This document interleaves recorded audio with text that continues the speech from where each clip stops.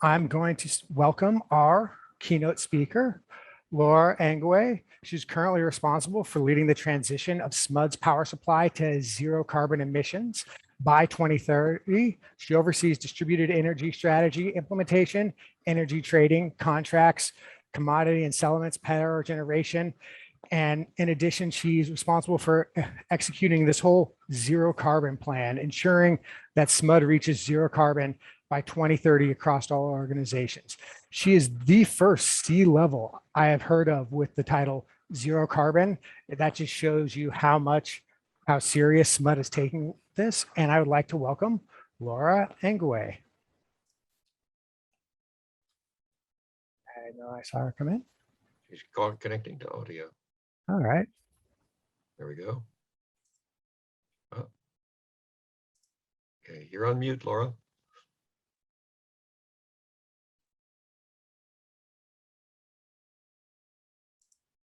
Still on mute. There we go. Thank you. Sorry about that. I just got the link. So thank you.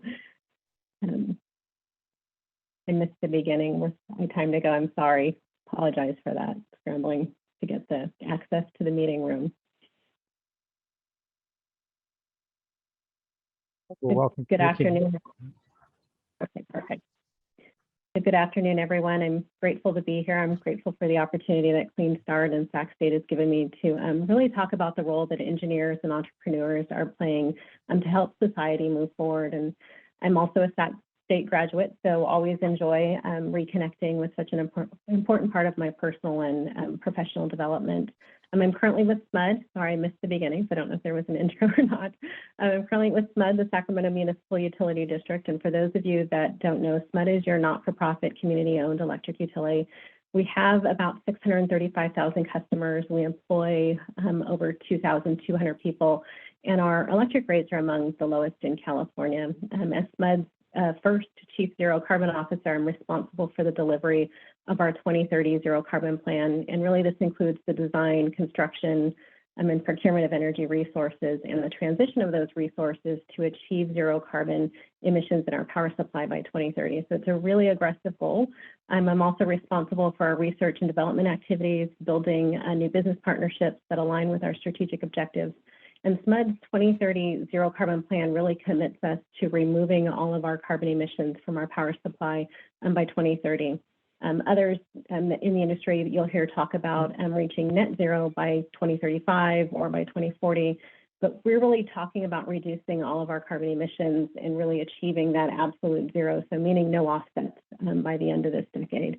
And it is, I believe it's the most ambitious carbon reduction plan of any large utility in the United States. And it's really not about, it's not just about getting to zero carbon. It's really, there's other benefits as well. I think the urgency really, SMUD feels this urgency to fight against climate change, but I think others are starting to feel that as well. And so we start to see others following kind of our lead. Our CEO announced the 2030 Zero Carbon Plan at the beginning of this year. And so it's been kind of a whirlwind of activities within SMUD. My main objective today is to really plant a seed in your minds about how you can leverage your education and your skills to help advance our society. Throughout history, computer scientists, engineers, innovators, and entrepreneurs play a huge role in shaping our world. The idea that sparked the creation of SMUD actually came from an engineer in 1919 who was trying to find a solution for Sacramento's water supply. Albert Gibbon, who was previously the city engineer for Sacramento, was in private practice in 1916 when the current city engineer that had succeeded him had co-authored a paper for the city of Sacramento that recommended the use of the Sacramento River as the main water system for, or the water supply for the Sierra, or the main water supply for Sacramento residents. And the paper explored 3 different options. So they were looking at a filtered water system from the Sacramento River, well water systems, and then water also from the Sierra Nevadas. The report considered the mountain water from the Sierra Nevadas to be too expensive, and the report really favored the filtered water system from the Sacramento River, with price really being the primary factor. In 1916, that report also noted obstacles with using obviously the mountain water. But in April of 1919, Albert Given and a group of fellow engineers, in response to the direction, drafted an unofficial report for the city of Sacramento. And it was titled Mountain Supply for City of Sacramento, California. And they noted in their report that the rapid upstream irrigation development along the Sac River meant that eventually the only water that was going to flow down as far down into Sacramento City would be seepage and water return from the irrigated fields. And their report saw beyond the challenges associated with the water from the Sierra Nevadas, and they used engineering, innovation, and ingenuity to find a solution. Albert Given personally surveyed, you think about that in the 1919, Albert Given personally surveyed the area that is known as the Crystal Basin Recreational Area today to identify where the reservoirs would be located to store and capture water. In regards to funding, the report noted that the necessary funds might be obtained by the organization of the city into a district under provisions of law creating municipal water districts and municipal lighting districts, and acknowledged that the water could also be used to generate electricity. And that's the idea that created Smud. So when Smud was first formed in 1923, Given became Smud's first chief engineer and general manager, and he brought with him the idea for our Upper American River project, and we call that the UARP. The UARP is an emission-free systems of dams, reservoirs, and powerhouses, and it helps Smud to meet high demand for electricity in summer months. Again, many of those sites that were surveyed by Albert Given in 1919 became the locations for those reservoirs. The vision for the UARP and Smud began as a means of providing clean water for Sacramento residents that could be funded through the development of hydroelectricity.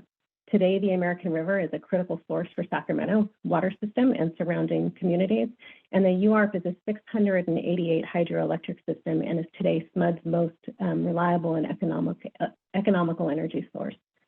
So Smud was founded by an engineer upon innovation, ingenuity for the betterment of our community. And as Smud moves forward in our quest for decarbonization, we're once again building upon that history.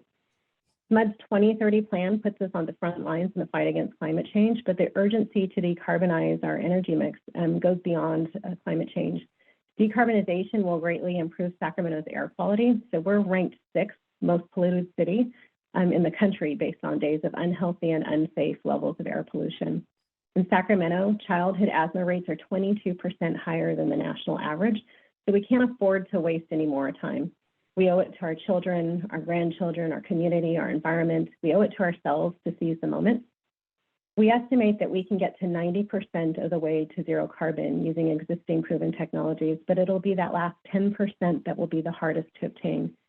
Decarbonization is today's challenge, and this challenge offers a world of opportunity for bright minds like yours. To achieve full decarbonization, a report from the International Energy Agency identifies several key new technologies, including electrification transportation, biofuels, green hydrogen, and carbon capture and storage, artificial photosynthesis, hydrogen-fueled airplanes. There's no telling what technological progress will be made in the next 10 years. Throughout history, engineers and entrepreneurs have played a unique role in building a better, stronger society. They use knowledge that they have within a specific industry to help find solutions to complex problems, just like Albert Given. In fact, I have no doubt that through innovation, we're going to find solutions that allow us to decarbonize our energy supply by 2030, and we're going to meet that goal. But ultimately, 2030 is going to come and go, but the contributions that engineering and innovation have on society will continue long into the future. And I would argue that the climate crisis is a defining challenge of our time. There's a need for urgency, and there's a need for action. As students in engineering, you're being trained to solve complex technical problems. As innovators, you'll need to see beyond what's already been proven. If you stretch your imagination, you can help answer the call. And 100 years from now, someone will be telling your story. So thank you for having me here today, and I urge you to join the charge. Thank you very much. Round of applause. That was very, very inspiring. Thank you for joining us, and we really appreciate it. And sorry for any confusion on getting in here. Thank you. And with that, we're going to jump to our panel discussion, building the future and moving from engineer to entrepreneur. Engineering, we're going to talk about engineering and entrepreneurship as a mix, how do you build a career out of this, and a whole bunch of stuff. We have an exciting panel of engineers. If you have questions, submit them into the chat and we'll make sure that we address them in a timely manner. And with that, I'm going to welcome our panel led by Gary Simon. Our panel consists of Uzoma Okoro, founder and president of EcoAlpha and Engineering Services, Savita Faruqi, founder and CEO of SimSoft Solutions, and Brandon Ortiz, embedded systems consultant and co-founder of SAC Dance Lab. I'm going to put their LinkedIns in the chat so you can make sure that you connect with them. And now I'm going to highlight them and Gary Simon and let him take the panel away. All right, thank you, Thomas, and a special welcome to all the students at Sac State that are joining us. Because you're probably wondering, once you graduate, what are you going to do? And the world looks different now than it did certainly when I graduated. Now that's ancient history, maybe not as old as Albert Givens, but I got out of college in 1970. And the whole game coming as a senior at that point was interview with a bunch of companies and look for somebody you could spend at least 20 years with and get a nice, secure job. Well, that isn't the way people are looking at things today, and there's a lot more opportunities. In my case, I never did hold a job for 20 years. There were too many more interesting things to do, but I had no training in entrepreneurship, had not even thought of it. And in many cases, things were just thrust upon me, where I had to step in and take over and lead a new company because it was the only way that things were going to get done. So each of our panelists today have had an interesting journey. They may not have thought of entrepreneurship as a way to use their talents going forward. And what I would like to do is ask each of them to introduce themselves and say a little bit about what did you think you were going to be doing when you were a senior in college, about to graduate, and what has your journey been like to take you to where you are right now? So let's start with Uzoma and give us a bit of your story. You've certainly had some variety in your career. So tell us about that. Jerry, when you were a senior in college, what do you think you were going to do versus what you're doing now, Uzoma? Gary, thank you for the gracious invite and for making me go first.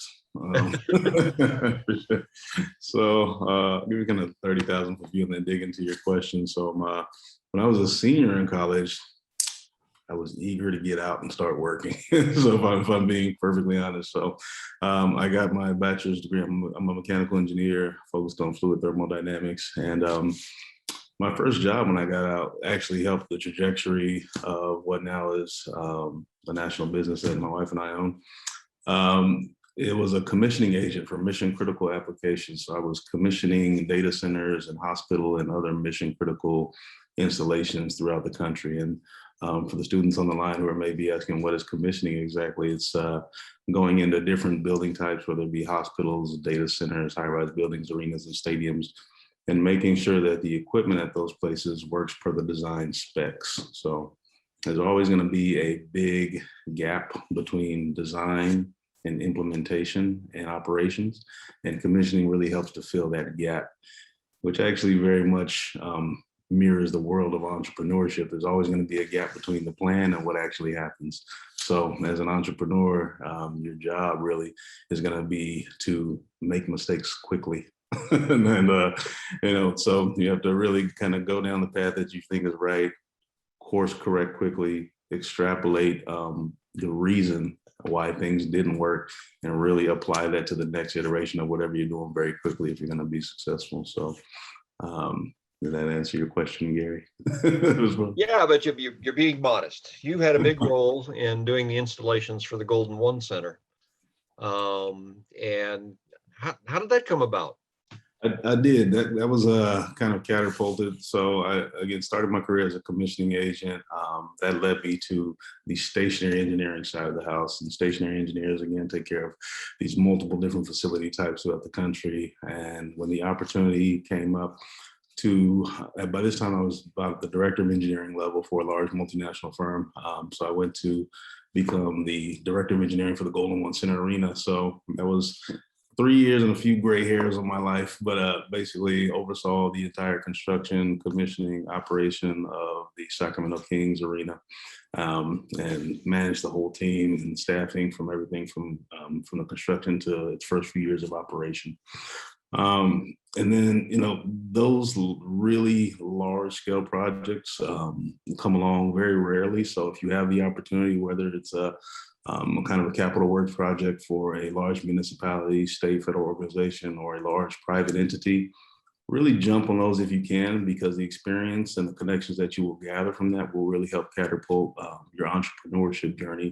Subsequently, to being the director of engineering and starting up the arena, my wife and I combined forces. She's an environmental scientist and began Eco Alpha, going on maybe 9 or 10 years now. And it's been a heck of a ride. So Eco Alpha is a full service environmental engineering service firm. We have 3 divisions: environmental engineering and training.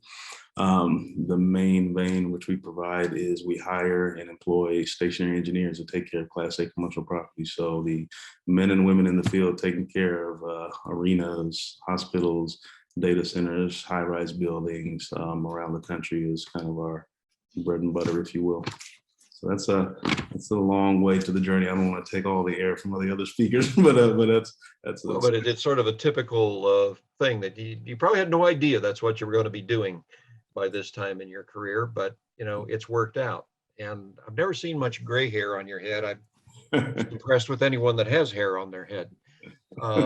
So thank you very much for that. Let's turn to Savita. And what were you thinking about as a senior about to graduate, and what was your journey to where you are now like? Yeah, so Gary, like you mentioned, I did not have much clarity either. So in the senior year of college, basically one interesting thing did happen though for me, which is I could work on a video game, creating a video game that we displayed in a school fair. And creating that video game meant that this was really, you can see my gray hair. So way back, it was using a ZX Spectrum, a little tiny computer hooked onto the TV, and pixel by pixel creating the game. And that got me interested in computers. My bachelor's was in electronics and electronics and telecommunications engineering. And with this game, I got interested in computer science, but I didn't know what I was going to do with that interest. So I joined a job after my graduation, but then slowly discovered that I do want to continue computer science. And so I did my master's in computer science, and did another job with a multinational company. It was way late, like in after we moved to the United States. This was all back in India.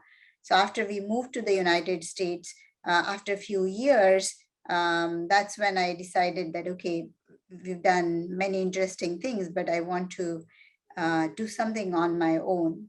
And that is where my journey of entrepreneurship started.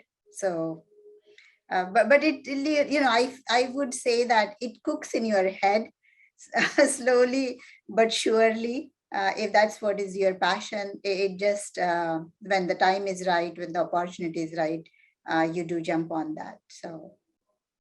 Well, interesting, because you were in India when a lot of this was happening, and now we view India as sort of being a hotbed of entrepreneurship, that's a very common path. Correct. When you were going through this, was it also a common path? Not at all. In fact, being safe was paramount. So my father's generation, like you said, Gary, that get a job and stick with it until you retire, that was the norm.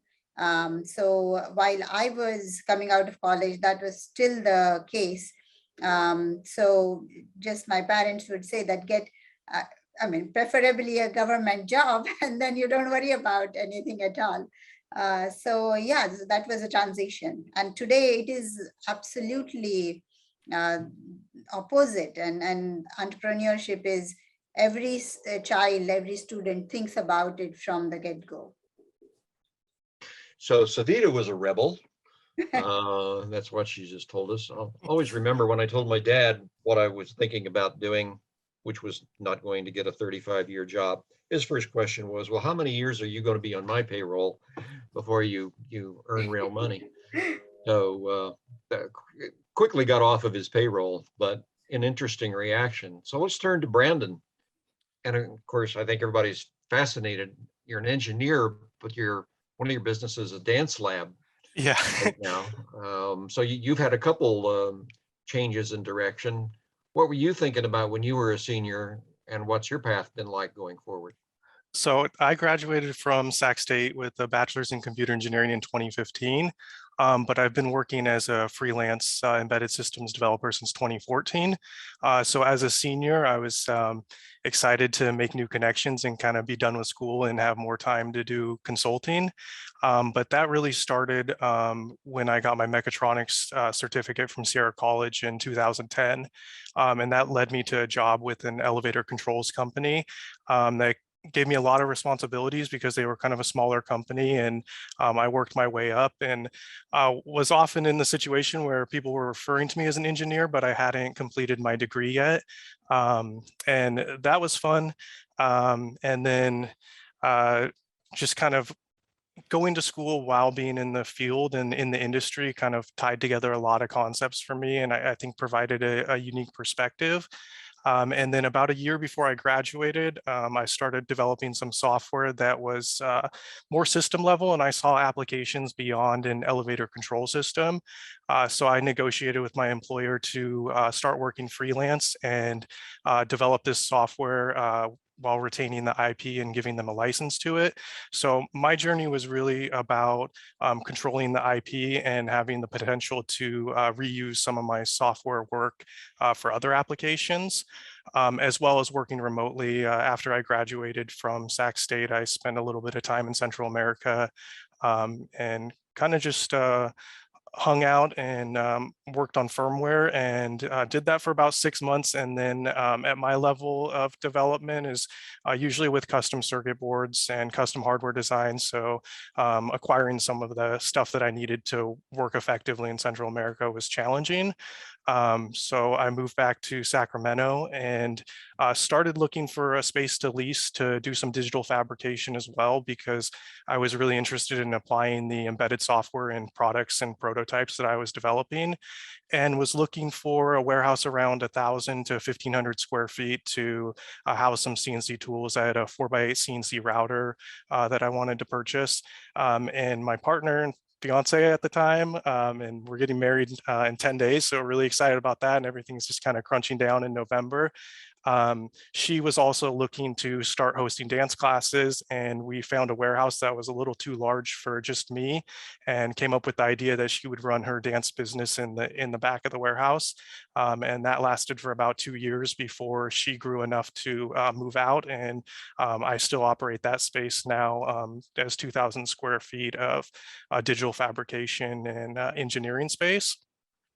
And through that time, I realized that selling and licensing software is a lot trickier than finding someone who has a problem and just going and solving it, because you have to prove that your software is effective. You need to document it. And there's a lot of things other than what I understood at the time of just implementation to make it useful. But that gave me a lot of practice and a good library of reusable software modules. And in the last 2 years or so, I've been connected with Terzo Power Systems, who's developing innovative motor control systems and hydraulic pumps, and they needed assistance with motor control, which is something I've integrated with a lot of motor controllers, but I've never gone inside the motor control. So it was a really good learning opportunity, and they continue to improve their product and continue to send more work my way. And we have a really decent relationship. And I have a dream of kind of blending all of our skills together and eventually releasing an elevator controller that uses their motor control systems. systems as an integrated package, which is something that's not available in the industry right now in the US widespread as a combined elevator controller and motor drive. So everything is still kind of in motion for me right now, and definitely not incredibly stable as far as like finances. Don't have like income that I can count on. So it's been a little bit challenging looking for work. And just for a while, I was making signs or just doing things with the digital fabrication tools that were outside of putting embedded systems in them. But it gave me a lot of experience working with customers and understanding business. And I think that was about 5 years ago. And now I'm ready to start applying all these skills in more professional aspects. Well, first of all, congratulations on your pending nuptials. And Thank you. I'm sure that's very exciting for you, and you're really hoping that that gets over soon. Yeah.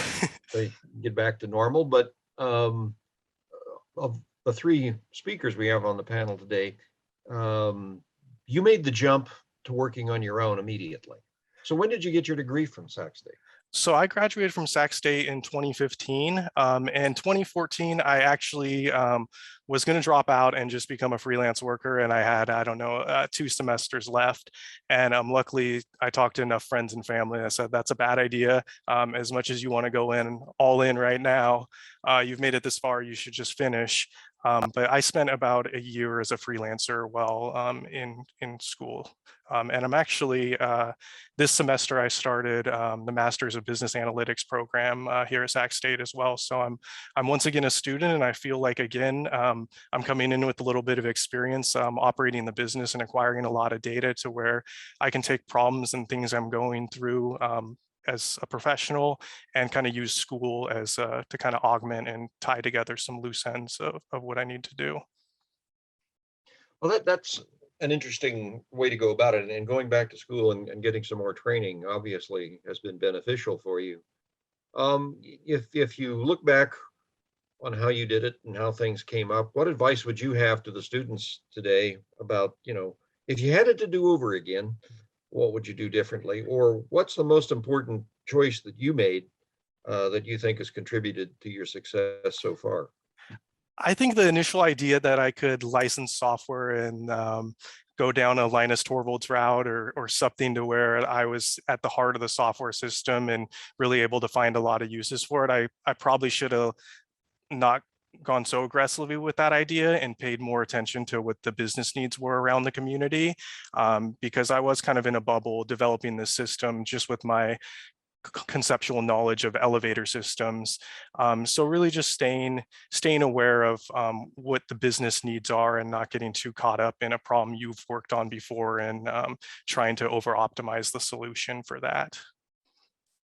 All right, well, let's put that same question to Azoma. If you had to do it over again, looking back, what was your best decision going forward, and what's maybe something you'd do differently?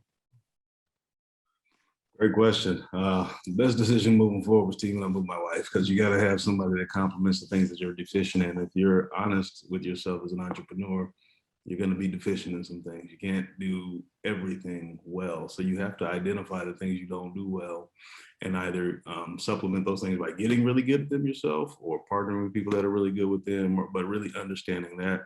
Some of the guideposts I would give as far as, and these are more questions that every individual entrepreneur, especially coming out of school, is going to have to ask for themselves, are one, set deadlines for yourself, set hardcore deadlines for yourself, because if not, things are just going to continue to coast into foreverness. So whether that's you're developing, software, hardware, whether you're responding to a request for proposal from a potential client, whatever it is, set hardcore deadlines for yourself, stick to them, and don't waver on that. That's something I really had. That's really hard starting out, and master your niche. Listening to Brandon talk, he's taking me down that memory lane here. Is your story as a student is going to be custom. We're all guideposts here to kind of help guide you on your journey, but your journey is going to be very niche to you. So master your craft. If you're looking at entrepreneurship, the problem with entrepreneurs is that they're good at a lot of things.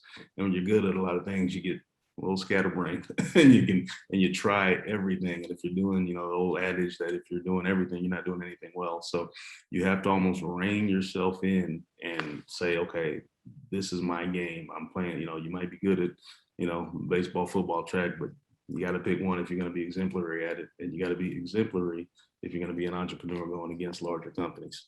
So focus on your niche, set really hard deadlines. And then one thing I wish somebody would have told me early on was, even when you're just by yourself, or if you have one employee, or if you got one client and it's part-time, manage your books as if you're running a Fortune 500 company. That will help you down the stream and really allow you to make the different level of leaps when you're going. So whether that's, if it's a $12 invoice that you're sending one customer for a Tuesday, send it out professionally. Make sure it has all the terms and conditions there. Understand your invoice and your taxes, your bookkeeping, your insurance. It doesn't matter if it's $10.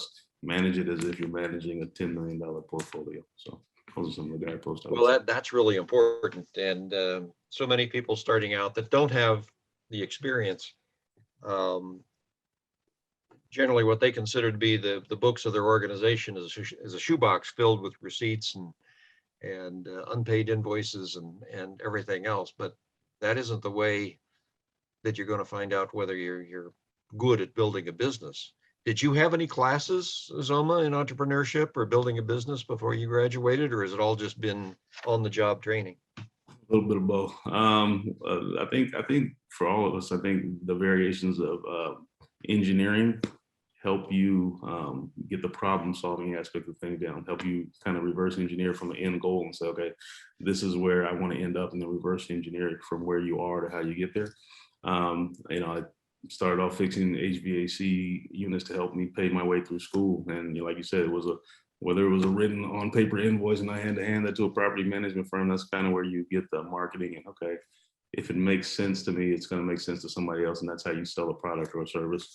But then again, teaming up with my wife really helped in really supplementing the things that I was good at, and being able to pair with somebody who was good at more the financial side. And, if I'm the business development operations person, pairing with somebody who's really good with the the financial operation, the taxes, the insurance, and the business. So that's what I would say. Again, really understand that there's the operations and business side for whatever you're doing, and there's the financial one, and you got to have both of those. And it's sometimes hard to have that all centered in one person. You can do it definitely, but take both of those aspects very seriously, or find avenues and supplements and people and a team to put together to help if you don't have those skill sets. Well, I know both you and Melanie quite well, and I would say you're right. You found the perfect complementary partner for building a business. So you're very lucky. I'm married up. Yeah, there you go. You're married up. And Savita, looking back on choices you made, what advice would you have, both good and bad, things you would have wished you done better, or things that were really very important to you? I think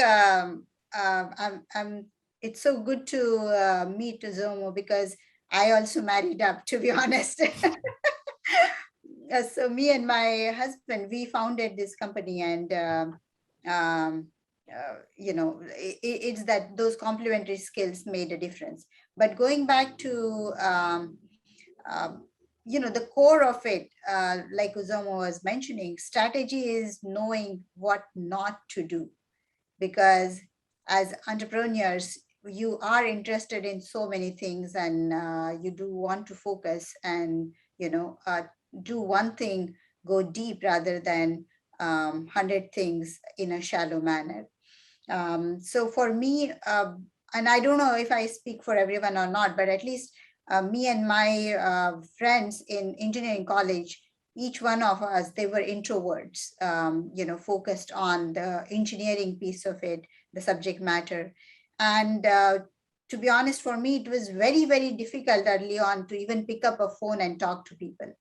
So that is something I just feel that if something had to change, maybe that training to a little bit more open and reach out to people, trust more early on. I think that is something I would change. That, but at the same time,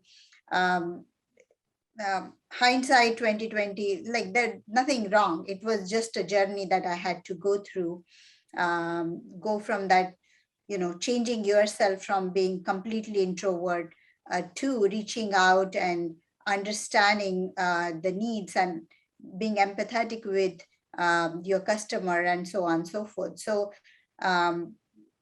maybe those things come naturally to some.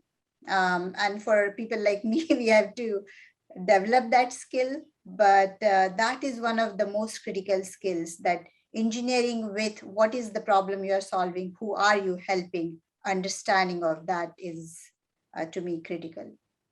Well, very interesting too, what you've said about dealing with other people, because college inevitably is all about individual performance. You're getting grades, you're seeing whether you're making the cut, etc.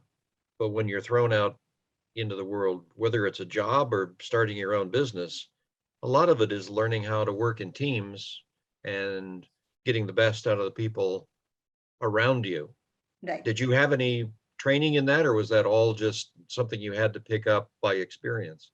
It was through experience, and it just, again, the skill of observation is what helps us. So noticing what is going on with yourself and others, but more so with yourself, because you are in a situation that doesn't go the way you want.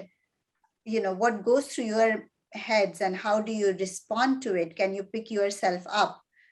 Those are the skills. If you have those, that's what I think helps us to push through difficult times. And I promise you that as entrepreneurs, there will be difficult times.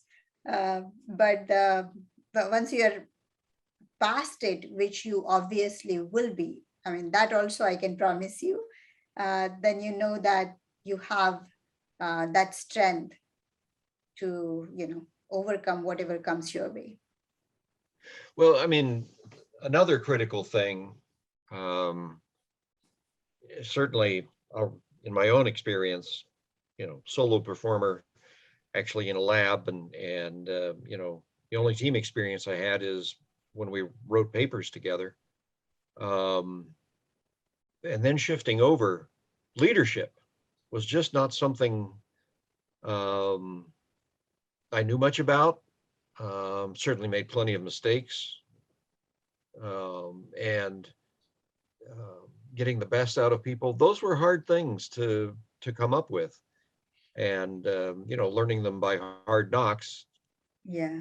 One way to do it. And I know in the College of Engineering Computer Science there, the senior projects do tend to want to put people in teams, so they get a little bit of that. But that leadership skill and learning how to deal with people has been, a critical one. So Azoma, could you comment on that? Because you now, sorry. Okay, go ahead. Sorry, just one comment I would make there, because again, this wasn't when I started, but as I grew into the building the company and so on, what I realized is that, and I also at the same time started gardening. And what I realized is that every plant in garden is unique.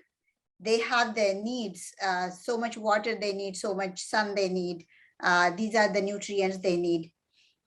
If you make that environment available for that plant, the plant flourishes. Leadership to me ultimately became that for each individual, can I provide that environment for them to flourish? And that is the job of a leader, at least in my opinion. Yeah, no, I think you've nailed it there. Zoma, what's your experience been in acquiring leadership skills, and any advice you have for the students in the audience? A few points, and I'm gonna use both Brandon and Savita as kind of, because I'm loving what I'm hearing as well from them. Savita mentioned a lot of engineers can be introverts, and she mentioned the practical application of the knowledge that we're doing. So if you think of this, even us talking here as lecture, you got to take all this information and go apply it in the laboratory. So, I had a friend that wanted to start up a business just a few years ago, and they saw the way eBuff was going. One of the first things I did, I told him, okay, meet me at the office at 5 o'clock in the morning. And I said, okay, I said, open up your phone. And he opened it up. I said, how many contacts do you have? He looked there, he had 380 contacts. I said, okay, we're going to call every single one of those today and ask them, do you have a connection in this industry that he was looking for in logistics? And I mean, he just turned flush. It was absolutely a terrifying concept to have to actually, do it now, do it rapidly, to actually have to apply that and put yourself out there. So to Savita's point, take this information, and even if it's uncomfortable for you, you have to battle test it. So to dovetail that into your leadership question, there's a lot of things that make a good leader. There's good managers, and then there's good leaders. Some people can combine both, but I think a good leader, you have to, it's been said that you have to be able to make people see a vision that they couldn't see without you, and then convince them it's worth the sacrifice to get there. And those are real skill sets, especially when you talk about employing people, especially, you're asking people to put their livelihood, their time, their energy, their insurance, and very brass tacks things in your hand, in your care. And to do that, you have to have a lot of trust. So it all circles back to mastering your niche, setting deadlines, being able to sell whatever product or service it is that you're providing, and then amassing enough trust and creating enough value in that space to where you can go out and say, okay, join my team. So that what makes you a good leader isn't necessarily telling everybody what to do. It's really doing the extra work so that they can see it, and then they trust you to make the decisions for the group. So that's how I would define leadership.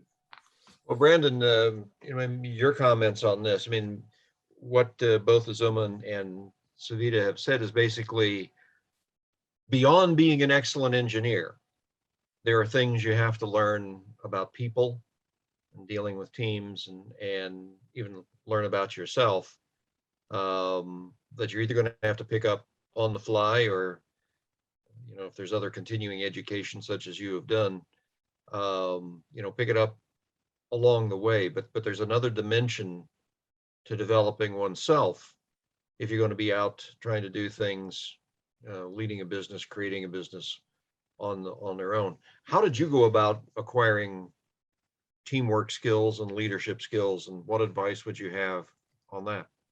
Yeah, I would say I'm still real early in my development of some of those skills, especially being deeper in the software world. Typically, I've worked on a smaller team, usually someone working in hardware on a custom circuit board, and then someone who understands the application a little bit better than me and can define the requirements. And I've typically led the software development that bridges those two together, that gets the hardware to meet the requirements of the application. And it's usually been a small team of developers I've worked with. So as far as hiring or having to have a lot of leadership skills with other people is not something I've had to stress out on too much lately.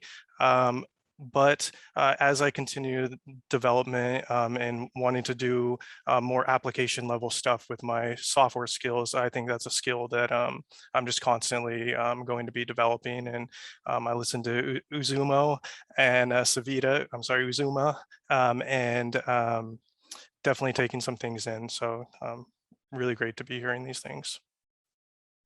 Yeah, you take that step beyond graduation.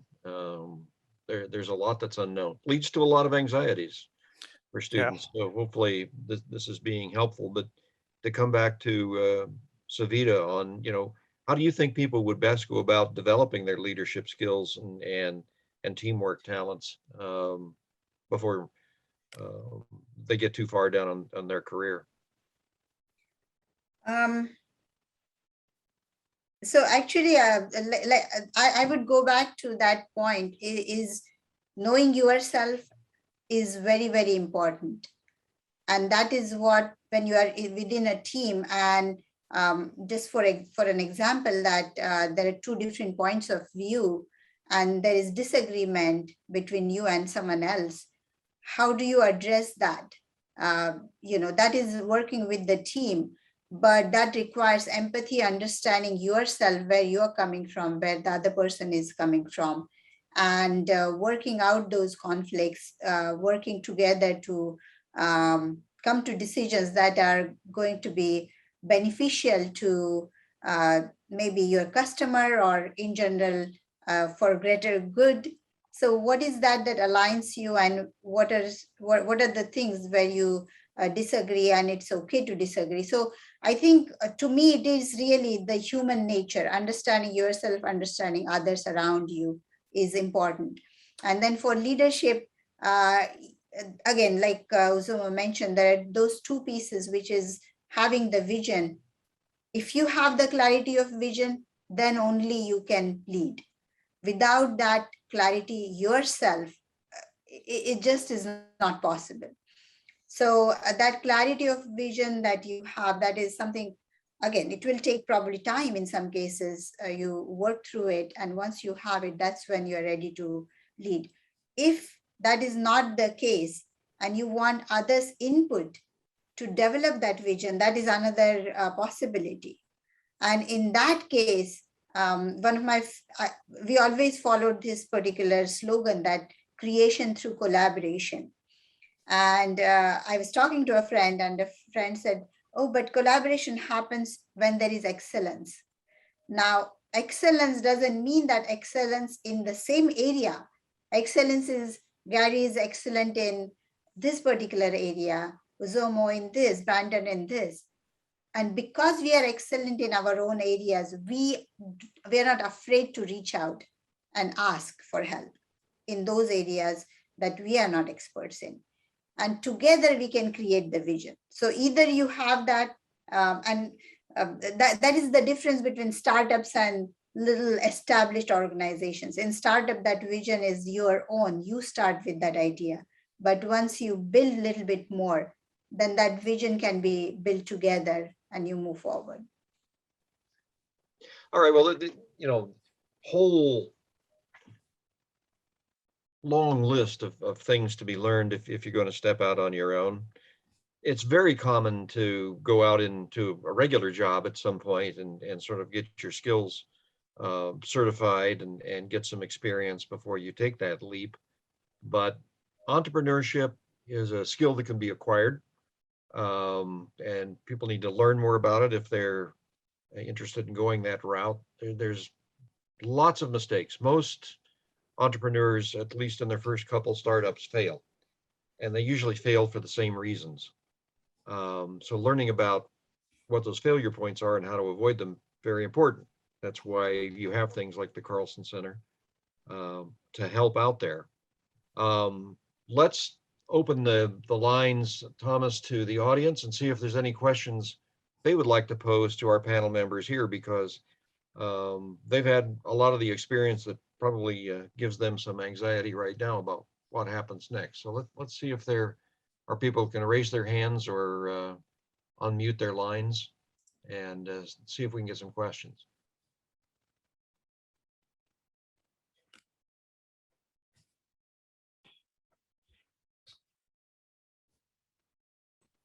I have a quick question that might, for them. And that's a lot of you guys started your career, working on projects or working in companies. At what point did you go, hey, wait, I'm an entrepreneur and all of this is kind of riding on me? Was there kind of an epiphany or realization at that point? Or was it just, how did that kind of work? So I'll answer. I think that in 2014, I owned a house that I purchased while I was an engineer or working for the elevator controls company, and was on a more structured life path. And then I had the idea to develop my own software, and I sold it for in order to have the cash to start the business. So I think for me, it's just been surviving and having the money to continue to feed myself and pay for the lease is where I felt the most responsibility, and that continues to drive me today.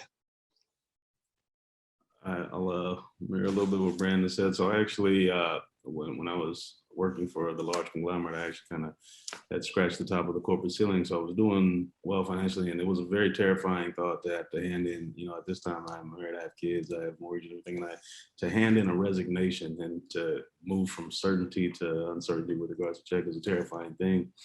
So you have to have something bigger than the paycheck that's driving you. You have to really, and that's a tough question to answer, but you have to answer for yourself. Do I really want that? And you find out really quickly that being an entrepreneur, while intelligence and connections and those things help, it really becomes a measure of your ability to stomach risk. And if you're not good at stomaching risk and still putting on a smile, then that's a question that you'll answer for yourself, I think, very early in the process. Yeah, again, I concur.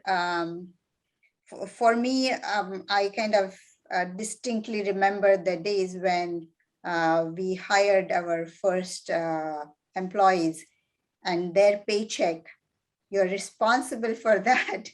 That realization, I mean, that is, because on your own, when you're on your own, if you don't get paid, you kind of know that you will figure out a way. But when it is someone else dependent on you, that's when it became real for me.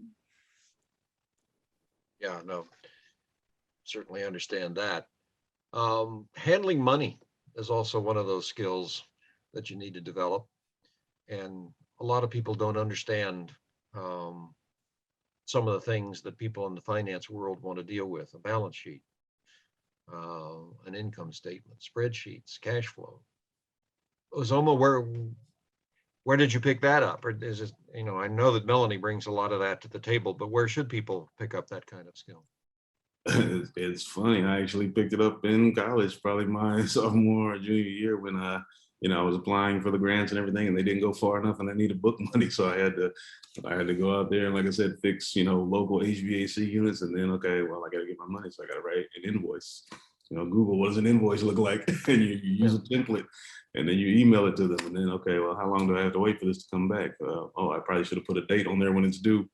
So you learn by trial and error. So I would say, from a very practical application, you can practice wherever you're at. If we're going back to the leadership discussion, if you want to see if you have the leadership skills to be an entrepreneur, you're a senior, you guys are working on your senior project, maybe 3 of you, if everybody else is working till 6, maybe you work till 8. If there's a spreadsheet that needs to be put together, everybody's already working on everything, you just go ahead and put it together. So, and once you start to tally up those extra work items, you kind of de facto become the leader. And then when there's a decision to be made, the others, because of the work that you put in, will naturally trust you to kind of make that decision. So that's what I would say. I would say take all this wonderful information you're getting and then practice it exactly where you're at.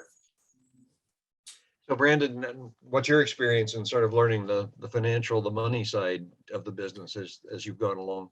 So yeah, starting with an initial large sum of money, keeping track of everything wasn't my highest priority. As an engineer, it was more about acquiring the tools. So there were definitely some learning experiences early on about how to account for everything. And to this day, as me and my partner are involved in different types of business operations, whether it's dance classes, performances at theaters, studio rentals, we're just every day learning different ways about how to account for the money coming in and how to connect it to the money going out, and really just make sure that everything's lining up. But we're still in the early part of our journey, and there's still a lot that we have to learn.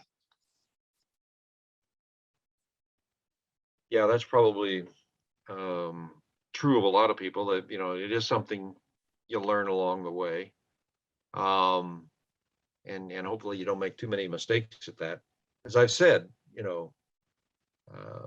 just like getting a good lawyer and setting up a business is important, at least talking to an accountant is pretty important, because there are things that will eventually lead you to want to get a loan from a bank or get an investor in. And if they see that you're doing your finances well, keeping your books well, it helps a lot. And I'll just dovetail off that a little bit, Gary. Again, you know, even if it's just you're in a dorm room, you're working 2 hours for somebody, you know, act like you're the CEO of a multi-million-dollar company and run it. To Gary's point, you know, set up that bank account, make sure you have your invoices right, make sure you can understand and have a working knowledge of what taxes may be, you know, and your liability, your insurances, you know, run that, really set up that organization, because you can cut and paste that at every step of the way. It's going to change in the gravitas and the importance and the price points on things, but the process, by and large, is going to stay the same. But I would say take that to heart. You know, no matter where you're at, the financial part, really manage that as stringently as you can. Exactly. Well, anybody who wants to drop a question in the chat, we can deal with it there, or use the little raised hand button under reactions. We Or did just get a unmute question. yourself, and let's come back to Thomas for a question. Oh, we did get a question about professional engineering licenses. So let's kind of expand that. What certifications, licenses, additional education did you get that might have helped you on your entrepreneurial journey or helped you be more successful? I don't have a professional engineering license. For the most part, I've self-studied from embedded systems, open source code, and things like that. I'm not too aware of licenses for the embedded systems development. So that's not something I've done a lot of research into, so much as just having relevant skills for the demands out there. Savita, have you found you needed certificates or some validation out there for what you're doing? So basically the degree, the diploma that you have, that is most of the times is sufficient. If you're working with one particular system and you need to acquire skills and credibility, then say, for example, if it is a software development and that is using Salesforce as a platform, then having that certification for that product might be useful. But it is not a generic professional license per se, but whatever helps with your business. So, if you got electrical engineering degree, mechanical engineering, civil engineering, seems like certificates are more important there, because if you get the California PE license, sort of what's your experience in that regard, Izoma? Yeah, not in our sorry. Not in software. No, please, go ahead, not in software. No, and to some degree, it depends on the niche you're in, but not necessarily. It depends. That's a loaded question. So I did not go after my PE. I do have my bachelor's degree in mechanical engineering, but we do work with PEs in case we need to stamp drawings for certain things, and we have PEs on staff that we work with.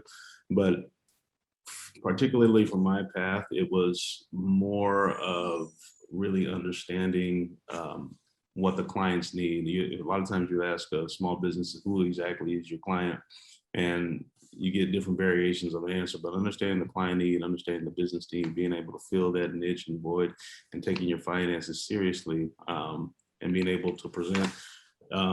If you're in the construction field and you need certain licenses, yes, a lot of times for entrepreneurs, you have to be wary of the cash intensiveness of certain industries that require those certifications, like if you're starting up a new construction firm or things like that. But for me particularly, no, the PE wasn't a requirement for the path to entrepreneurship for me. All right, thank you. Well, Thomas, do we see any more questions out there? Anything you want to ask? I don't see any questions. I'll give people a couple seconds if they want to type one in there. All right. Well, first of all, thank you so much to our panelists, Brandon Ortiz, Izoma Okoro, Savita Faruqi. It's interesting, the spread of experience across the three of you and the experience you've had. I think it's been very enlightening. I've learned a lot out of it. I hope our audience has. And, we wish you all the greatest success. And I think, one way or another, you're all connected with Sac State. And so, very clearly, you've all made a great success out of your degree. You gotten past the anxiety stage, at least the initial one, and you're off and running. So Thomas, let's see what Kevon might want to add, or Java, and then go to Cameron for a wrap up on the Carlson Center. But round of applause for our panelists on such a good program today, Global Entrepreneurship Week. And of course, there are many more things that are coming up later today, tomorrow, and Friday. So be watching that page from the Carlson Center as to what else is available. So Thomas, back to you. All right. I want to thank everyone who helped put this on. I want to thank Zoma, Savita, and Brandon for joining us on the panel. Thank you, Gary, for helping us by managing it. And I also want to highlight, we did just have the pitch competition at ECS, the Engineering College or Engineering Computer Science College. And the winners of it were Swift Waiver, Buzzley, and Fire Aggression. And I want to highlight both Swift Waiver and Buzzley. They connected really early throughout the past year with the Carlson Center. So if you have an idea and you're trying to figure out where to start, I always say, come talk to us at Clean Start. But the Carlson Center is a huge resource there on campus, can really help you with your pitch and put together a really professional pitch. I want to thank everyone, the Sac State Engineering Computer Science Department, the Carlson Center, and encourage everyone to look at Global Entrepreneurship Week this week and go to some of the other ones. After this, there's a circular economy coming up that I'm excited about. I know Jawa said he's excited about it. And with that, I'm going to toss it to Cameron for any last minute announcements that he may have. Just want to conclude with a thank you to all the speakers. I enjoyed hearing your stories, and I know it left an impact on all our students as well as faculty and community members that are here. And you are right, coming up right at 2 o'clock, we do have our next event for Global Entrepreneurship Week. So we'll be having a panel discussion on the circular economy. So we hope you'll join us then. So feel free to follow that link that Thomas shared in the chat, and that'd be a great way to learn more about that circular economy. So we hope to see you then, and we have 3 additional events after that this afternoon alone. So plug into the rest of the week, and thank you to all the partnerships, Clean Start and the College of Engineering and Computer Science. We appreciate all the collaboration, and we hope to see you at future events. So come see us at the Carlson Center. Thank you all. Bye-bye. So Cam, when's your next toolkit series for entrepreneurs coming up? Do you know? I will urge you to sign up for our weekly newsletter, because that's where you'll see it. My guess is going to be likely after the new year. All right. All right. Thank you all. All right. Thanks, everybody. Thank you. Bye. Great discussion.